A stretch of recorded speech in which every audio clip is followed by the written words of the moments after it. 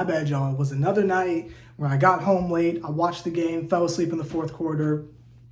Is what it is. But I'm back, and I'm here to talk about last night's game, at least up until the fourth quarter, because, again, I slept through it, so I have no idea what happened. And I'm not going back through and watching. I'm going to keep it all the way at being with you. I'm just not doing it. Especially when we got another game coming up, and it's WrestleMania season. Like, it's just not in the cards. And I think we play the Hawks tomorrow, so I need to get myself emotionally prepared to muster up the courage to talk trash about Atlanta, but I will do it for y'all. And only for y'all. So, be prepared for tomorrow's video, but that's not here there. Today, we are talking about last night's game against, who do we play?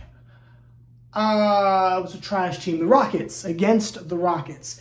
Now, I can't tell you how the game ended. I can only tell you about the first three quarters. And the first three quarters, to me, was a teensy bit, again, just a teensy bit too close for my liking. But that's just me. I felt like should have been that hard. And even when you look at the final score, I don't think it should have been that hard. I think we should have easily just trounced them and moved on. But that's neither here nor there. I'm not going to get too down on the team, and I'm not going to talk too much trash just because a dub is a dub and we will absolutely take it. And if they would have lost the game, this would have been a completely different video. So they went in there, did what they were supposed to do, handled their business, got a win, I believe, at home, so that's perfectly fine. What I want to do is take a moment to address a certain individual who I think you can see in the title of the video, who I will no longer be slandering any further. Yes, last night Ben Simmons had a Gundam jersey shirt on. Yes, I believe it was Grandpa Gundam. He had the shirt on, had the Japanese writing on it. Ben Simmons will get no slander from me from here on out. I don't care if the bum never plays again. That man was courtside with a Gundam shirt on.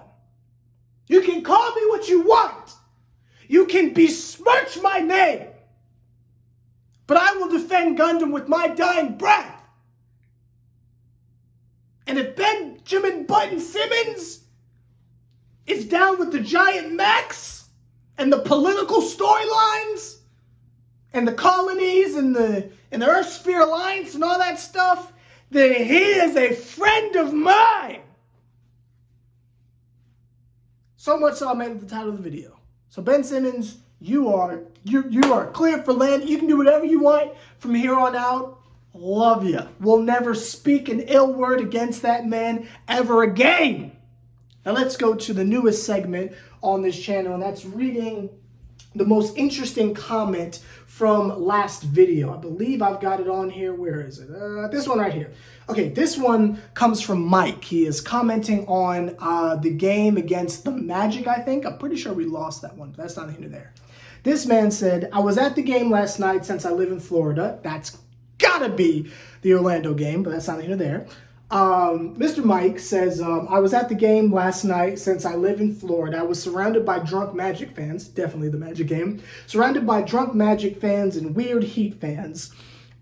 Just to set the scene, Spencer was Brick City every time he touched it. The defense, I'm sure I could have made layups, and I suck at basketball, LOL. My point is, let Cam play. I see him warming up, and he's draining shots. Finney Smith has got to go, according to this man. Cam Johnson is wishy-washy. Spencer Dinwiddie has got to go back to Dallas. Claxton is great. Bridges is brilliant. The lineup should be Cam Thomas at 1. Bridges at 2. Cam Johnson or Royce at 3. Royce at 4 again. Finney Smith coming off the bench, and Claxton at 5.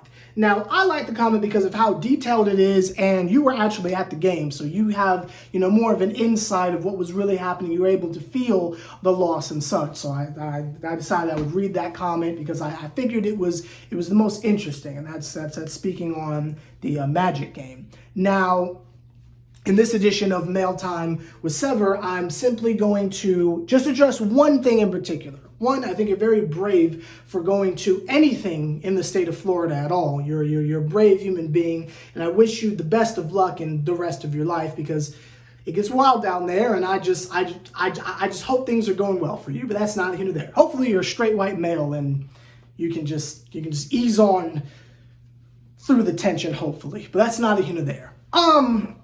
With the idea of Cam Thomas being the starting point guard, I'm not here for it. Y'all know how I feel. I like the comment from the other day where it was like you have you put what was the comment? You put why can't I remember his name? Sumner. You put Sumner at the starting point guard, right? Which Sumner had a great game last night, but that's not even there. You put Sumner at point guard, Cam Thomas at 2. Let him just shoot. He don't do nothing else. Let him just shoot, right? Sumner, Cam Thomas, Mikal Bridges, Royce O'Neal. I think that's a no-brainer personally. Royce O'Neal at 4, and then you have Claxton at 5.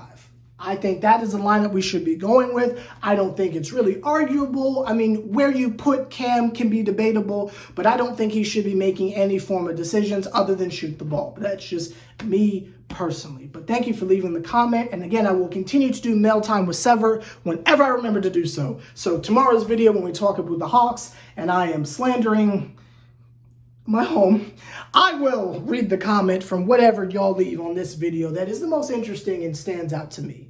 But again, as you can imagine, that's not here there. I thought Claxton had a really good game last night. Again, I can't speak to what happened in the fourth quarter because I fell asleep, but up until the fourth, I thought he was doing a tremendous job. There was just one thing I want to point out that I think we don't speak on enough, and we kind of brought it up in the Magic game, but we need to bring it up just one more time.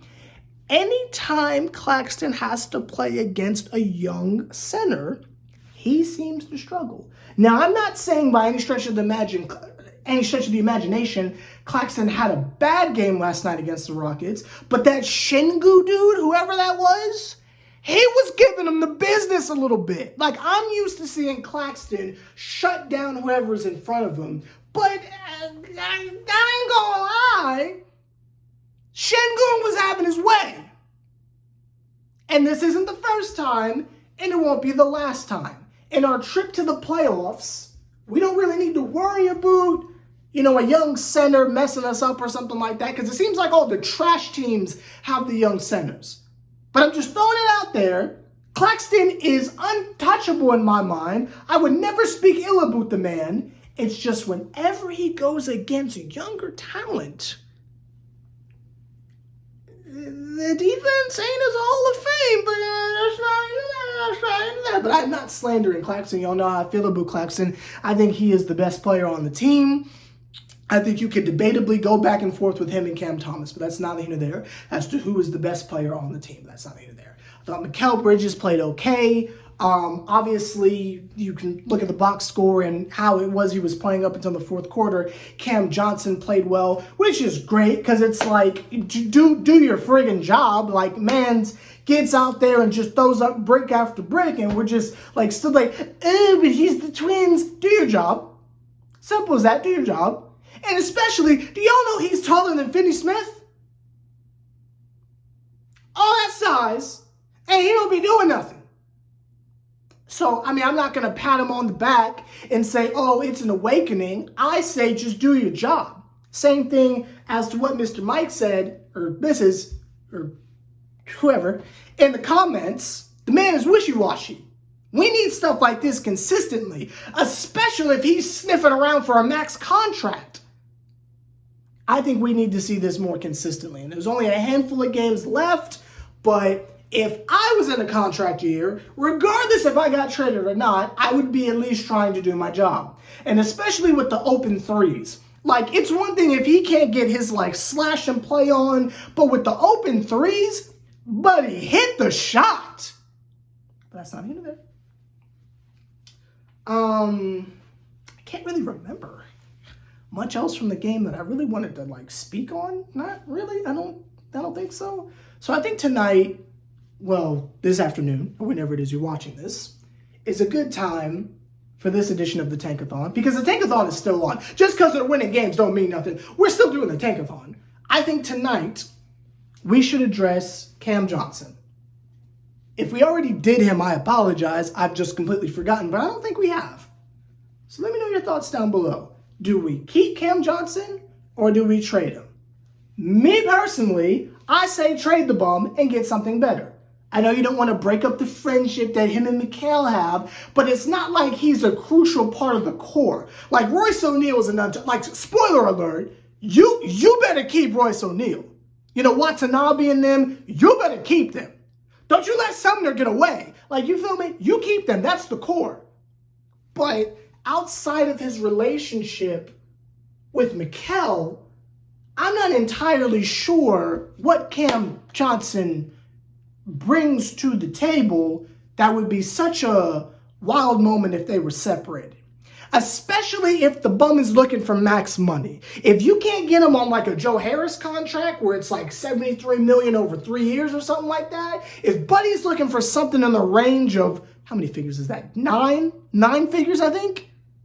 No. He ain't worth it. Now, if he goes on some crazy run in the playoffs and it's clear that he was one of the reasons we were able to do what we did, then I'll take back my statement. But as of recent, one nice game against the Rockets ain't enough to get a max out of me. Now, I'm not Sean Marks. In fact, if I was, we'd still have Karras. So, I'm not Sean Marks. But if I was, you ain't getting a max out of me. But that's not neither there. Let me know your thoughts down below. Because he wants a max. Do you give him the max?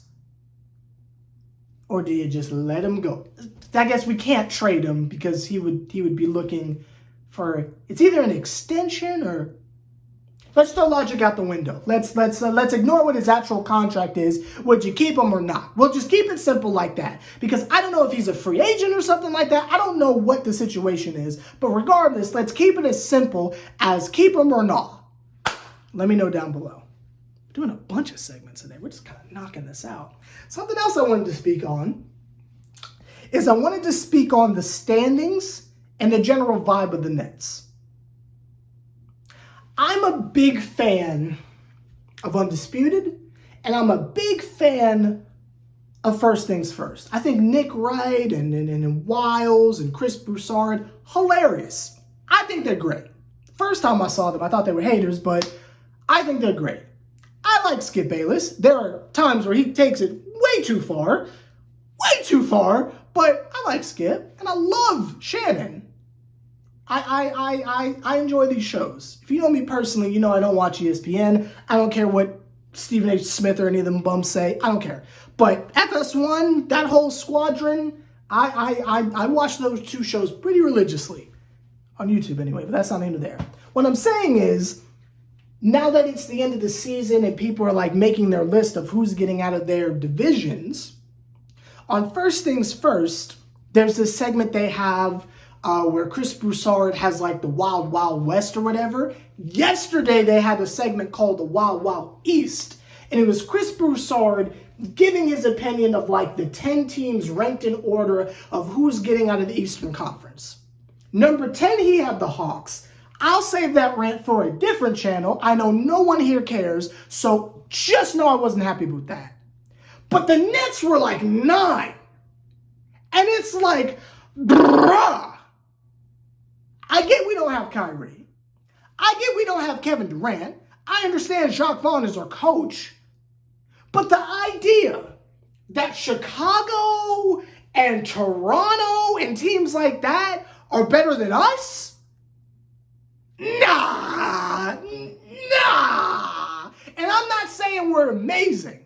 Not by any stretch of the imagination. In fact, I am the one who has ushered in the tankathon.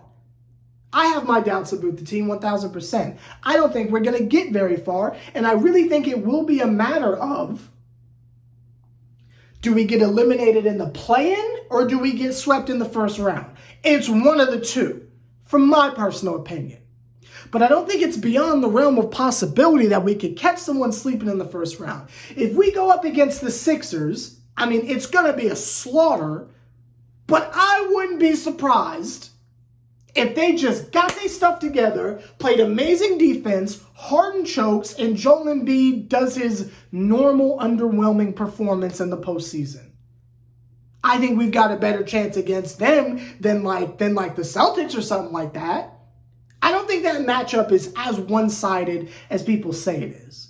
But even if it is, the idea that the Nets are this helpless team that's only in the position we're in because of Kyrie and Kevin Durant, I don't know how I feel about that. Now, when I say it about the team, I feel like it's okay. But when other people say, I don't know how I feel about that. It's like how you can make fun of your sibling, but if someone else says something, it's like, hey, hold up, buddy. Type energy. Right? Again, let's look at the other teams that we are allegedly not better than. We're better than the Raptors. I don't know who needs to hear that, but we're better than the Raptors. We're better than the Heat. I don't know who needs to hear that. We're better than the Heat. We're debatably better than the Hawks. I don't know who needs to hear that, but debatably. Again, I wouldn't want to see them in a one-game elimination type thing, but in a series, we could beat the Hawks. Right? We're definitely better than the Bulls. I don't care how many games they've won recently with Patrick Beverley. We're better than the Bulls. I think being in that little 6th seed is exactly where they belong. Debatably, I'd say we're on the same level as the Knicks. Debatably. I think there's a reason why we've remained in 6th place. But even if you're not all the way convinced with that, let's take a look at the reason why people have abandoned hope on us. Because it's not a situation of individuals have been watching the Nets play and say, oh, they're just not good enough right now. It's the simple fact that we don't have Kyrie and Kevin Durant. That's what your casual NBA commentator is going to say. Again, we know internal reasons why we probably won't get out the first round or might get eliminated in the play-in. But for everyone else, they'll ignore that Finney Smith is a bum. They'll ignore the fact that Cam Johnson is extremely overrated. They'll ignore the fact that Mikal Bridges is the magical disappearing man. Everybody just looks at how much he's averaging and says, oh, he's so incredible. Buddy, are you watching the games? But that's not here there. But if you ask someone outside of the Nets fandom, outside of Nets world, they'll say it's because we don't have Kyrie and Kevin Durant. Well, let's see what Kyrie's been up to since he left the Nets, shall we? I told myself I would never address them again, but just for poops and giggles, let's just look at what the Mavs have been doing. Oh, that's right, they're in 11th place in the West. Losing record with him and Luka. Luka is on suicide watch. A month with Kyrie. And Kyrie might be like averaging the most shots or like points in the fourth quarter, but they don't be winning. Could it be that Kyrie, even in a different jersey, is still yet again not that guy? Yeah, I think so. Let's look at Kevin Durant. How's he been doing? Oh, that's right. He slipped on an ice cube, SpongeBob SquarePants style, after 3 games with the Suns, and he just now came back and had a horrible game last night.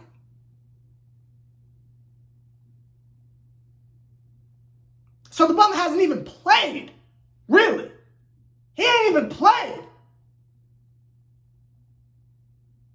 But those two, them not being on the team, is the only reason why the Nets won't do anything. See, that's where I have a problem with things. You cannot talk about us all you want. That's fine. I get it. The Nets aren't the main storyline anymore. We're not the main characters anymore. I get that. That's cool. That's fine. Then don't talk about us. But don't sit there and cast these nasty narratives upon us that aren't even applicable. Like to look at the Hawks and say things like Trae Young needs to learn how to play winning basketball, right? Tells me you don't keep up with them. And I understand, and that's perfectly fine. Then don't talk about them. Same thing with the Nets. If you want to look at what we're doing right now and say that the only reason why we're not contenders is because we don't have our two former stars. You don't watch the games. And that's fine. Then don't talk about us.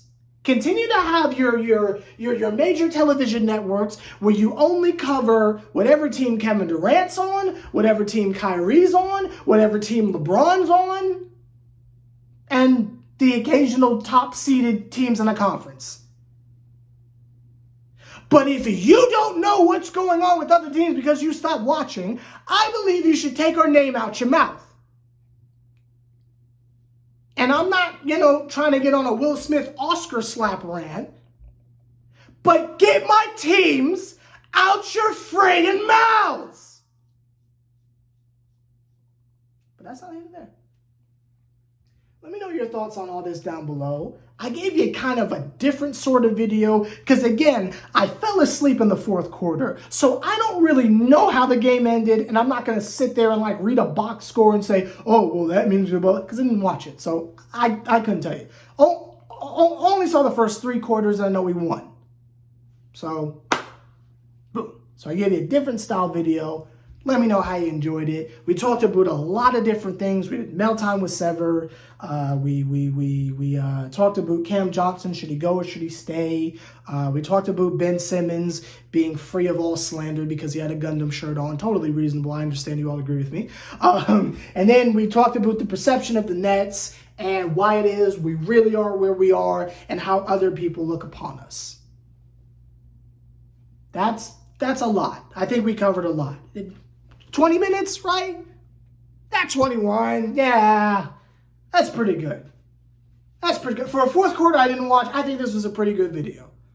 Let me know your thoughts down below. I will see y'all tomorrow for when we play the Hawks. I will do my best to stay neutral. I will do my best to stay unbiased, because I'm an unbiased commentator. If there's one thing you can say about me, I am the most unbiased Nets fan there is. And I have no other interest. I have no other agendas. None whatsoever. So tomorrow, when we cover the game against the Hawks, I guarantee you that it will be unbiased. It will be right down the line. And it will be very Brooklyn heavy. So you ain't got to worry about me.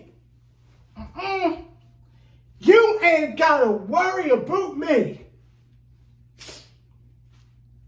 Let's go Nets. Let's go Nets.